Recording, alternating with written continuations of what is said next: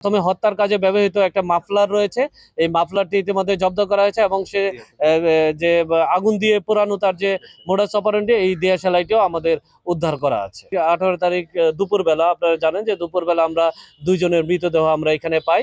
এই মৃতদেহগুলো পাওয়ার পর আমরা যেহেতু সিসিটিভি ফুটেজ আছে, আমরা সিসিটিভি ফুটেজগুলো বিশ্লেষণ করি এবং আমরা সিসিটিভি ফুটেজে বিশ্লেষণ করে একজনের অবয়ব আমরা লক্ষ্য করি, যাকে আমাদের সন্দেহের তালিকায় নিয়ে আসি এবং তার নাম সে মশিউর রহমান খান ওরফে সম্রাট বলে তাকে নিজেকে পরিচয় দেয়।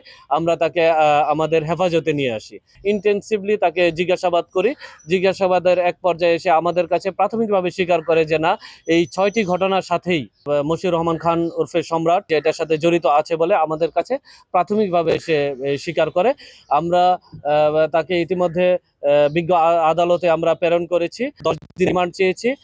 যদি এই ঘটনায় ওনার সাথে অন্য কেউ জড়িত আছে কিনা বা এই ঘটনার সাথে কোনো উদ্দেশ্য আছে কিনা, এই বিষয়গুলো যদি আমরা আদালত আমাদের রিমান্ড মঞ্জুর করে, তাহলে পরবর্তীতে হয়তো আপনাদের সাথে ফলো আপে আপনাদের বিস্তারিত জানানো যাবে। প্রথমে হত্যার কাজে ব্যবহৃত একটা মাফলার রয়েছে, এই মাফলারটি ইতিমধ্যে জব্দ করা হয়েছে এবং সে যে আগুন দিয়ে পোড়ানো তার যে মোডাস অপারেন্ডি, এই দিয়াশালাইটিও আমাদের উদ্ধার করা আছে। আমরা লাশ পুরা গলা অবস্থায় পেয়েছি, আমরা পোস্টমর্টমে আমরা পাঠিয়েছি।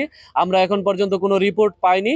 যদি আমরা রিপোর্ট পাই যে এই ঘটনায় সে কোনো ফিজিক্যাল অ্যাসল্ট করেছে কিনা মৃতদেহকে এবং বা তাকে ধর্ষণ করা হয়েছে কিনা, এই ধরনের বিষয়গুলো আছে কিনা, এইগুলো আমরা পোস্টমর্টম রিপোর্ট পেলে পরে বিস্তারিত আমরা।